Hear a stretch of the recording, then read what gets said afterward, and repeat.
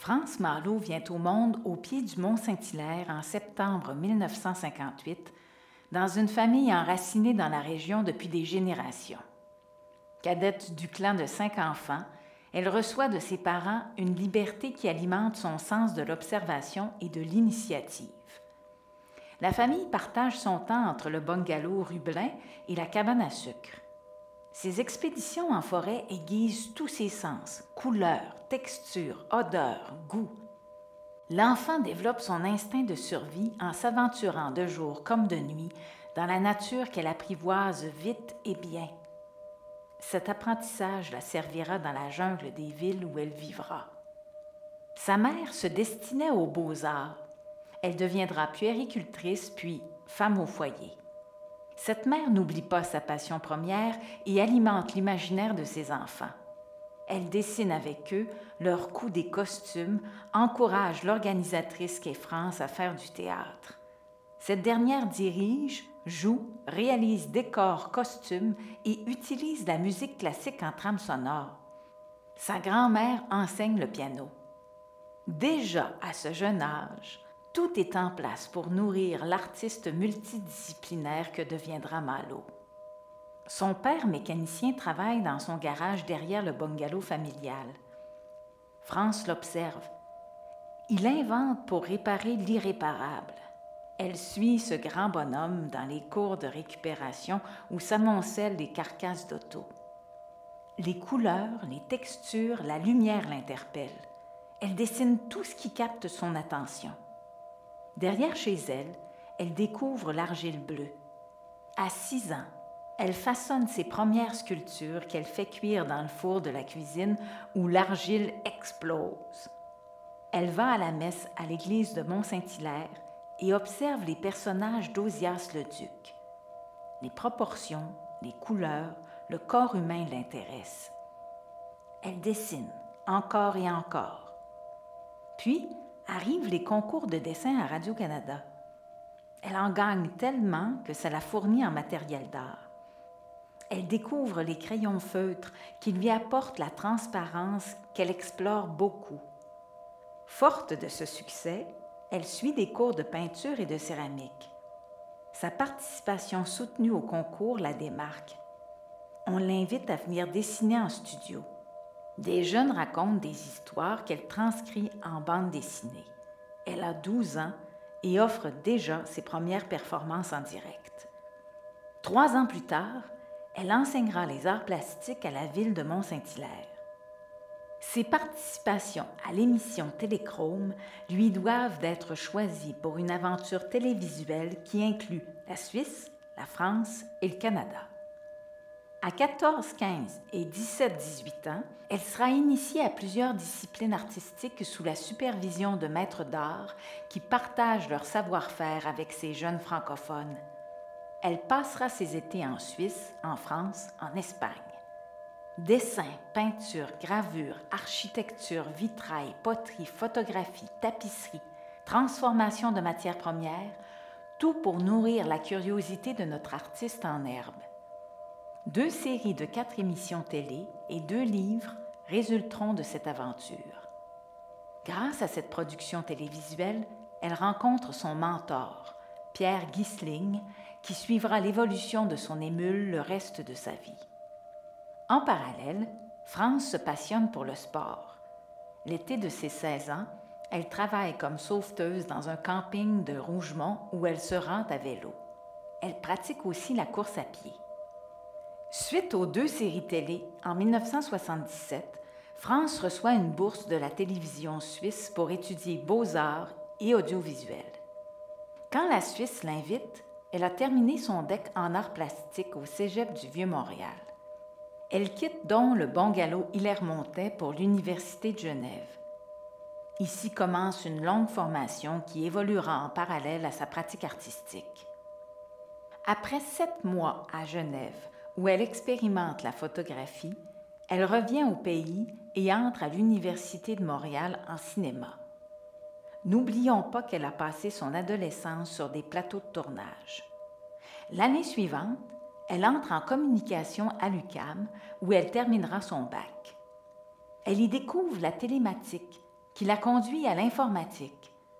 Pendant un été, elle ira travailler à Ottawa comme illustratrice principale dans une boîte de communication. Le langage informatique la fascine. Elle s'y plonge avec passion. Elle expérimente le dessin vectoriel et s'investit dans une recherche sur l'intelligence artificielle, d'où résultera un document qui reste une référence encore aujourd'hui. Nous sommes en 1984 et l'art infographique en est à ses balbutiements. Mais France comprend les possibilités qui s'ouvriront aux artistes. Elle reviendra à l'infographie à l'approche de l'an 2000. Un informaticien avec qui elle travaille devient son conjoint, le père de son enfant, puis son mari. Elle fait le tour du Québec et donne des conférences qui sont remarquées par la TELUC. Elle y enseignera donc le langage informatique jusqu'à ce que son mari décide de partir travailler en Angleterre en 1987. Ils y habitent 3 mois, le temps qu'elle produise une série d'aquarelles de personnages et de paysages où les verts prédominent. Son mari est transféré aux États-Unis dans l'État du Delaware et elle s'organise pour présenter une exposition à la compagnie où il travaille. C'est le premier d'une longue série de solos. Elle y vend toutes ses aquarelles. Pendant son séjour dans le Delaware, elle étudie au Pennsylvania Academy of Fine Arts. Au moment où elle reçoit une bourse d'études, la famille revient à Mont-Saint-Hilaire où ils achètent une maison. Elle y aura son premier atelier où elle peut pratiquer son art et l'enseigner. C'est la période aquarelle où elle retrouve les jeux de transparence découverts avec ses crayons feutres. Elle participe à 2 expositions, dont une à la galerie du manoir Rouville-Campbell. Elle devient également membre de la Société des illustrateurs et pratique ce métier en parallèle. L'année suivante, elle suit son mari qui part travailler en Californie, à Los Angeles. France parle un anglais rudimentaire. Déracinée, elle se raccroche à son instinct. Les repères de son enfance dans la forêt l'aident. Pendant 1 an, elle n'a pas de statut officiel. Elle ne peut donc rien faire. Mais elle déniche un cours de modèle vivant pour personnes âgées. Cette expérience confirme sa passion pour le corps. En 1991, elle s'inscrit au Santa Monica College, où elle explore la céramique et la gravure. Elle y rencontre celle qui deviendra son alter ego, Angela Sture, new-yorkaise. Grâce à cette dernière, France apprend l'anglais et tutoie enfin la Californie. En 1992, toutes 2 entrent à l'Université de Californie de Los Angeles au Fine Arts Department. Et là, c'est le bonheur. France rencontre des professeurs qui décloisonnent les conventions et ouvrent l'esprit. Elle explore un point de vue propre à son talent et à ses capacités. Elle y approfondit dessin de modèles vivants, acrylique, céramique. Angela et France rencontrent Susana, la Mexicaine, qui étudie avec elle. Ensemble, les 3 voyagent aux États-Unis, en Amérique du Sud et au Mexique, où France apprivoise l'encaustique. Le mari de Susana s'avère compositeur de musique contemporaine. France crée sur sa musique, dessine les sons. Le rythme restera au cœur de son processus de création à travers sa gestuelle. En 1993, elle ne veut plus vivre en Californie. Son mari trouve un emploi à New York, tandis qu'elle revient au Québec avec sa fille. Elle retourne à ses sources, a besoin de retrouver ses racines. Elle achète à Otterburn Park la maison qu'elle habite aujourd'hui. Sur le terrain existe un garage qu'elle aménage en atelier. Mais elle ne peut se déposer complètement, car elle vit entre New York et Otterburn Park. Elle reprend l'enseignement, doit tout reconstruire. Elle continue ses explorations. À New York, on lui offre d'exposer. Une galeriste veut présenter toute sa production actuelle, mais elle ne se sent pas prête. De 1993 à 2000, elle vivra dans ses valises. Elle rénove le garage qui devient petit à petit atelier de peinture, de sculpture, de céramique. Grâce à cet espace, elle peut exploiter les grands formats. Ça apporte de l'ampleur à sa démarche, car tout son corps participe quand elle peint. 7 ans de travail acharné à Audubon Park et New York la forcent au dépassement.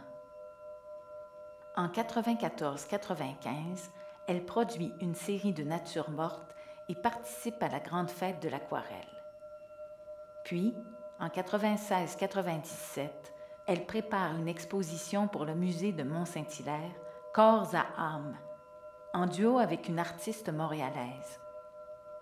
Elle revient à son sujet favori.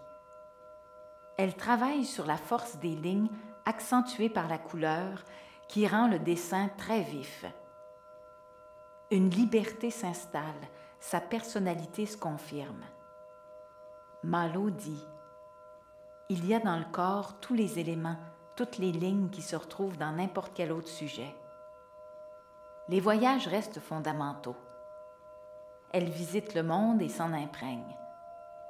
En 1996, elle se retrouve à Venise, sur l'île de Murano. Dans un musée de verre, attenant à un atelier, elle ressent une pulsion. Elle doit créer ici. Immédiatement, elle commence des démarches. 2 ans plus tard, elle revient présenter son projet. On ne retourne pas ses appels. Après 3 jours d'attente, elle part avec son portfolio et force la porte du bureau du directeur Adriano Berengo pour déposer ses croquis devant lui. Cette audace lui vaut de commencer à travailler avec un maître verrier le lendemain. M. Berengo présentera son travail de peintre à la Foire d'art contemporain de Strasbourg et l'exposera à Venise, puis à Amsterdam. En 2004, elle retourne à Murano passer 1 semaine, puis 1 mois en 2005. Son travail sur la transparence et les couleurs, commencé avec les crayons feutres et poursuivi avec l'aquarelle, prend tout son sens avec le verre de Murano. En 1999, elle fait plusieurs voyages et présente un solo à Art Station. L'année voyage se traduit par une quinzaine de grands tableaux abstraits qui débutent la série Objets flottants. Cet éclatement s'avère prémonitoire, car en 2000, le couple divorce. Elle poursuit cette exploration qui l'amène à sa première grande exposition solo à la Maison de la Culture Frontenac en 2002. L'artiste présente des œuvres contemporaines abstraites aux amalgames omniprésents. L'influence new-yorkaise se dégage de l'ensemble. Une importante production de sculptures de céramique et ciment envahissent l'espace, tandis que les murs se garnissent de ces fameux objets flottants et de dessins par ordinateur. Puis, France rencontre un nouveau conjoint qui habite une ferme dans les cantons de l'Est. Elle décide de louer sa maison et aménage son atelier en appartement. Elle fait donc la navette entre Ulverton et Audubon Park. C'est sa période chevaux, car elle a son atelier dans l'écurie avec les bêtes. Elle fait de la céramique utilitaire. Après 7 ans, elle se sépare et revient s'installer définitivement à Audubon Park. En 2010, elle rencontre celui qui devient son équilibre, son ancrage, Jean-Guy Cadorette. Entre 2000 et 2008, elle s'affirme de plus en plus comme artiste. En 2004, elle développe une technique mixte, huile, acrylique et polymère. Cette même année, elle est représentée par la Galerie de l'Harmattan à Baie-Saint-Paul et expose à Toronto. Elle enseigne à la Maison Bordua par le biais du Cégep de Saint-Hyacinthe. 2007, elle participe au premier collectif d'art de la Pointe-Valaine et y reste fidèle. 2008, elle présente Présence Nature à Donham, une synthèse de ses années en Estrie. Les animaux de ferme et les chevaux ornent ses céramiques. À 50 ans, Malo atteint la pleine maîtrise de son art. En 2009, Terre fertile présentée au musée du Haut-Richelieu retrace ses 10 ans de recherche qui l'amènent à pratiquer le sgraffito, technique ancienne utilisée par les Grecs. La même année, elle conçoit une exposition à la maison Osias-le-Duc, espace habité, dont le personnage principal est Osias-le-Duc. Elle recrée sa chambre, son salon, son atelier et les peuples de personnages que le peintre aurait imaginés. À travers cette vaste installation hommage, elle présente sa recherche matérielle et formelle, touchant tant l'être physique que spirituel, allant encore plus loin dans l'exploration de l'humain. Malo dit « Quand le corps est paysage, sa géographie est inspirante ». À partir de cette exposition, elle revient en force avec les corps. Plusieurs séries qu'elle nomme humanimes se succèdent. À travers ce thème, elle se découvre une passion pour le mouvement. Et le mouvement l'amène à une autre de ses passions, le sport. Une longue démarche commence pour ouvrir une niche encore rare, l'art sportif. La série des cyclistes défriche ce territoire. Elle démocratise l'art. Présente dans les événements sportifs, elle y aménage des expos itinérantes. Elle donne des performances en direct et touche les gens par l'intensité de son dessin. À force de travail, d'énergie, de persévérance, elle perce dans ce milieu réfractaire à l'art. Elle développe une clientèle et fait naître des collectionneurs. Non seulement elle gagne sa vie, mais elle réussit à faire rayonner son art sportif à l'international. De plus, depuis 2012, elle s'associe à plusieurs designers pour créer des collections de vêtements de sport. Rien ne l'arrête. En 2011, elle reçoit le titre de maître en beaux-arts décerné par l'Académie internationale des beaux-arts du Québec. Cette même année, elle présente 150 œuvres dans 6 lieux différents à travers le Québec. Les expositions solo et collectives se succèdent à une vitesse folle. New York, Florence, Paris. Elle gagne plusieurs prix et reconnaissances prestigieuses, dont le prix David Millet, alors que 2 œuvres sportives sont exposées au Salon national des beaux-arts de Paris, au Carrousel du Louvre. Elle n'est pas en reste avec les Italiens qui lui décernent les prix Leonardo da Vinci, Sandro Botticelli et Critica 2015. À l'automne 2016, elle ouvre la galerie France Malo dans le Vieux-Belleuil. Les collectionneurs d'art sportif viennent la visiter et s'ouvrent aux autres facettes de sa pratique. La galerie permet à Malo de désengorger son atelier. Elle y redécouvre des matières premières qui l'inspirent. Elle revient à d'anciennes amours comme l'encaustique et l'abstraction. Elle repart en exploration et son insatiable besoin de voyage ne la quitte jamais.